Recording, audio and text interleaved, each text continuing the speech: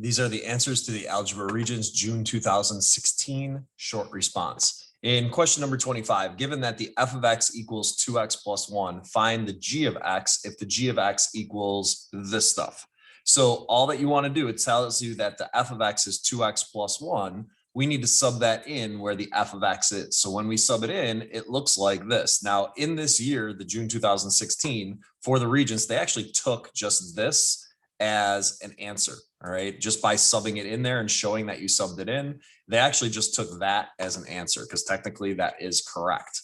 But you could have also subbed it in and actually figured it out. If you went and figured it out, you would have to do the 2x plus 1 squared. So 2x plus 1 times 2x plus 1. So when we do FOIL, first, outers, inners, last, we get this as an answer. And when we do that, we're adding together the 2x and the 2x here. Then we would have to distribute by the 2 to get rid of the parentheses. And then we would have to combine our like terms here of our constant values. So we get an answer of this, 8x squared plus 8x plus 1. Either of those two answers circled here are correct. In question number 26, determine if the product means times, of 3 radical 2 and 8 radical 18 is rational or irrational, and explain your answer. So when you multiply with radicals, you have to do number times number, radical times radical. So 3 times 8 is 24. Radical 2 times radical 18 is radical 36. So we get 24 radical 36. 36 is a perfect square. We can cross off the 36, bring out the 6. When you bring out the number, you multiply these two numbers together. So 24 times 6 is 144. So you get a final answer of 144. 144 is a rational number because integers are rational. In question number 27, on the set of axes below, draw the graph of this. So I would type it into my y equals and then do second and table. All right, so we get this parabola. All right, we get that parabola. Make sure that you have arrows on the ends, and you should always label your graph. And then it says, state the equation of the axis of symmetry. The line of symmetry or axis of symmetry splits the graph in two. All right, it splits it exactly halfway. So what we want to do is we want to find the halfway point in between these points. Notice that this is 3 units away and 3 units away. Notice that this is 2 units away and 2 units away. 1 unit away and 1 unit away. It has to go right along this through the min there, or through the min, or if the graph was upside down, through the max. It has to go through that vertex. So our line of symmetry or axis of symmetry is right there. They want you to write the equation of this. You have to remember Hazy-Vixen. All right. It is a vertical line. Since it is a vertical line, it's going to be an x equals. What is it equal? Well, it crosses right here at 2. So this is x equals 2. Be very, very careful there that you don't put y equals 2. Y equals 2 would be a horizontal line right there. All right, so be very careful. In question number 28, Amy solved this equation. She stated that the two solutions to the equation were 7/2 and -6. Do you agree with her solutions? Explain why or why not. Well, one way that you could do this is you could just do reverse FOIL. What times what is -42? That adds up to 5, but you have a 2 here. All right, so you got to be careful. So you're going to have a 2x and an x. All right, so when you go and do that, you end up with 2x -7 times x plus 6. That's hard to do reverse FOIL to. So maybe this isn't the best way to do it, but then draw your line down the middle, set both sides equal to 0. You get 3.5 and -6. The way that I would do it, since it has an a term of 2, is I would use the quadratic formula. All right, sub those in, -b plus or minus the square root of b squared minus 4ac all over 2a. Your a term is 2, your b term is 5, your c term is -42. Sub those in, crank out your answer. Remember, you got to split it into 2. Once you get here, you get 3.5 and -6. Or you could graph it. Since it's equal to 0 right away, you could graph it and be able to tell from the graph. Notice that one of the zeros is right there at the x-intercept, and one of the zeros is right there. So that's at -6 and 3.5. You do have to say yes, because it asks you, do you agree with her solutions? Yes, I agree. And why? Because the quadratic formula gave me the same solutions. The quadratic formula gave me 3.5 and -6, or because you graphed it, or because you did reverse FOIL. In question number 28, Sue and Kathy were doing their algebra homework. They were asked to write the equation of the line that passes through the points. Oh, let me go back to that one for a second. Remember 7.7/2 to make a fraction into a decimal, top divided by bottom. That's how I got the 3.5 right here. So in number 29, Sue and Kathy were doing their algebra homework. They were asked to write the equation of the line that passes through those 2 points. Sue wrote that equation and Kathy wrote that equation. Justify why both students are correct. So we want to know, do these points fall on this line? Do these points fall on this line? Yes, they do, but we need to justify it. All right. So what I would do here is I would rearrange for y equals, get the y all by itself. So add 4 and add 4, you get this equation, y equals -1/3 x plus 3. So notice that both of these equations are exactly the same. So that's good that they have the same equation. Now that they have the same equation, we could do checks, all right? Or we could graph it and check the table. All right. Both equations are the same and both points check. So they are on the line. Notice that I'm subbing in my x in for my x value, my y in for my y value into those equations. And it checks. You get the same answer on both sides. Same thing with the 6 and the 1. We're subbing that into the equations where they belong, and it checks. So you could do it this way by checking the points, or you could graph it and see that those points are on the line from checking the table. And you just write that they check, that they are on the table. I would actually show the table. In question number 30, during a recent snowstorm, Jamie noted that there were 4 inches of snow on the ground at 3 p.m. There were 6 inches of snow on the ground at 7 p.m. If she were to graph this data, what does the slope of the line connecting these 2 points represent in the context of the problem? Anytime that we're talking about slope, the slope formula is y2 minus y1 over x2 minus x1. That's one of those things that you need to know. So our 2 data points are 3 p.m. it was 4 inches, 7 p.m. it was 6 inches. So sub those into your slope formula. All points are written x comma y. This is your first point, so these get 1s. This is your second point, so these get 2s. Sub it in and we get an answer of 0.5. What does that represent in the context of the problem? In the context of the problem, the slope represents how many inches of snow there are per hour. So it was snowing a ½ an inch of snow per hour. In question number 31, we're solving for n. We're trying to get the n all by itself.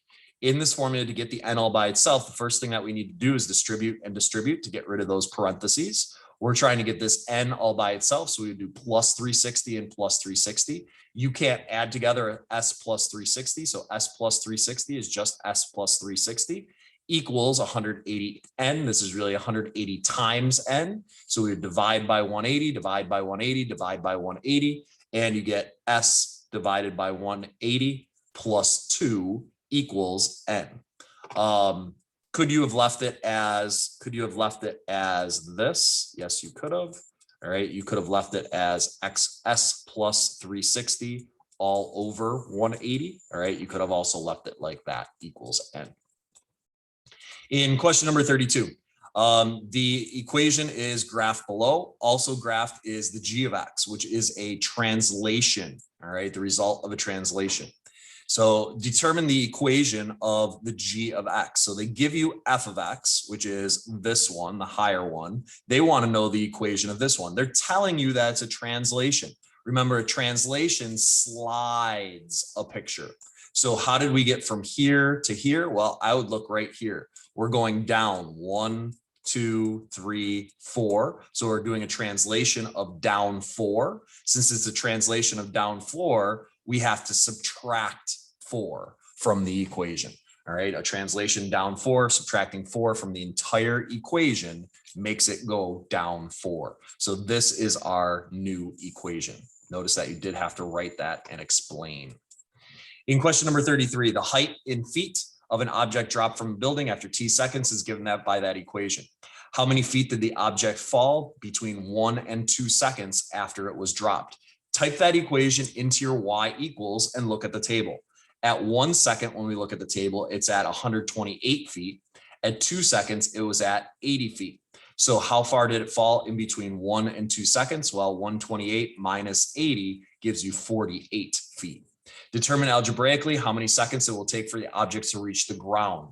At the ground, it would equal 0. So we need to set that equation equal to 0 and solve. All right, solve for t. So I would start off by adding 16t squared to both sides to try and get rid of that negative. And then I could take the square root of both sides. The square root of 16 is 4. The square root of t squared is t. Square root of 144, that's a perfect square. That's plus or minus 12. So we have the equation 4t equals plus or minus 12. Divide by 4, divide by 4. 12 divided by 4 is 3.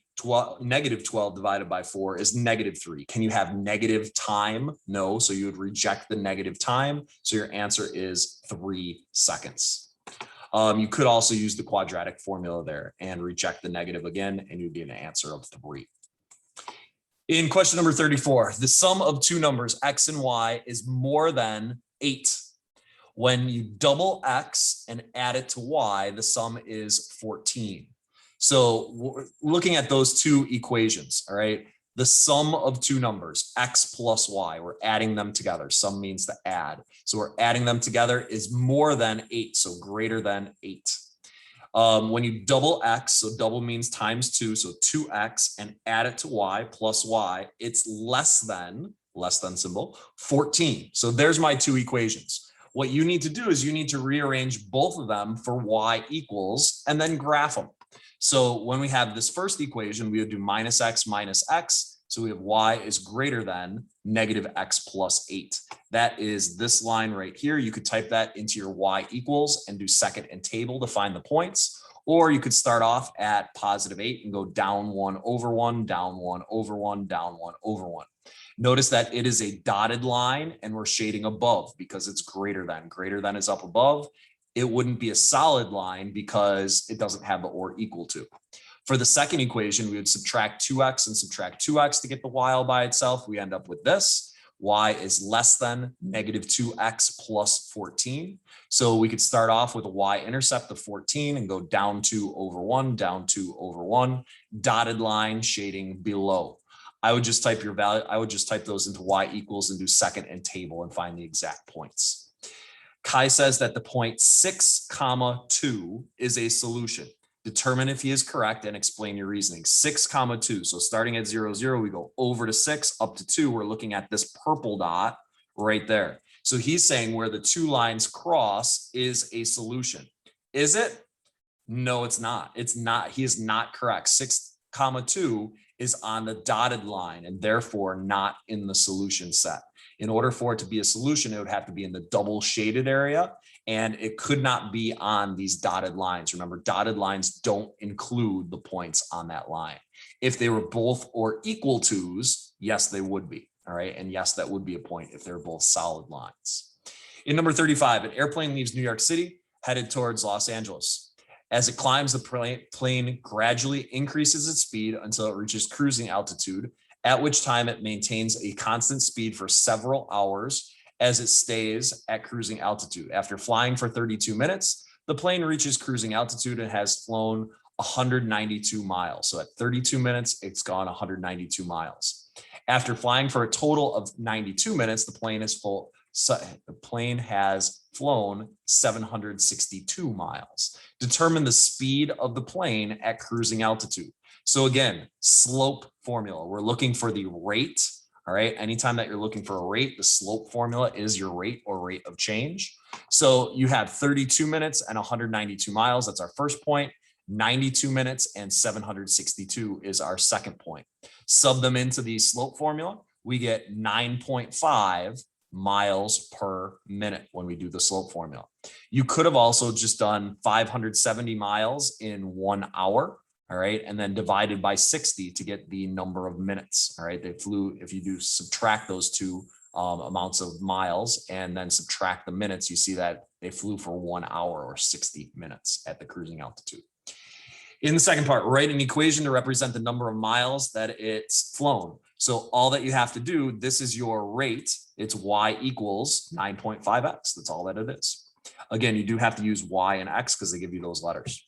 Assuming that the plane maintains its speed at cruising altitude, determine the total number of miles the plane has flown 2 hours into the flight. So 2 hours is 120 minutes. 120 minus the 32, because we only have data from the 32. So it's going to be in the air for 88 minutes. So for the first 32 minutes, it goes 192 miles. And then we have the cruising altitude, 88 remaining minutes. So for the 88, we have to sub that 88 into our equation. All right. So 9.5 times 88 at cruising altitude is flying 836 miles. So it flew 192 plus the 836, 1,028. There's a lot going on in that question. Total miles in the 2 hours. In question number 36, we need to graph these. All right. So again, type it into your y equals, then second and table to find your points. We have this line. All right. I did this line in the red here. So that's this line. Make sure that you have your arrows on the ends and always label. Then in the blue, we have a piecewise function. These are the parts and pieces. For all the numbers that are equal to -1 or less, we're going to graph this line. That's this part right here. Now, notice I have the or equal to, so I end with a solid dot right here. And then for all the terms that are bigger than -1, I'm going to graph this parabola. Notice that I have an open dot here. That's where it starts off at. Remember, open dot is less than or greater than. So that's what we have to have there, an open dot. And then we draw the rest of it with an arrow at the end. We have an arrow at the end here as well. No arrows here or here. So how many values of x, where are they equal to each other? Where they equal to each other are where they cross. There's only one value. The only intersection point you notice is right here. Because we had that gap in the graph because of our piecewise function, it does not cross right here. It only crosses at that one intersection point. And the last one, number 37, Franco and Carol went to the bakery to buy desserts. Franco bought 3 packages of cupcakes and 2 brownies for $19. So I'm using X as my cupcakes, Y as my brownies. So 3X plus 2Y equals 19. Carol bought 2 packages of cupcakes and 4 brownies for 24. So 2X plus 4Y equals 24. That's my system. On the set of axes below, graph the systems. So if I need to graph it, I need to rearrange for Y equals. So getting the Y all by itself here, I get this equation. Getting the Y all by itself here, I get this equation. Now graph those. I would do second and table to find the actual points. All right, notice that I have some actual points right here. So these are what your 2 graphs look like. Determine the exact cost of 1 package of cupcakes and the exact cost of brownies. All right. You could do it. You're looking for the intersection point. All right. So the intersection point is 3.5, 4.25. That's your intersection point right there. Justify your solution. You graphed it and found the intersection point. That's perfectly acceptable as justification. If you wanted, you could do it algebraically as well and set the 2 things equal to each other, and then solve for x, and then sub it back in for y. And you get x equals 3.5 and y equals 4.25. So on this Regents exam, a passing score was a raw score of 27. That would be 14 multiple choice questions correct.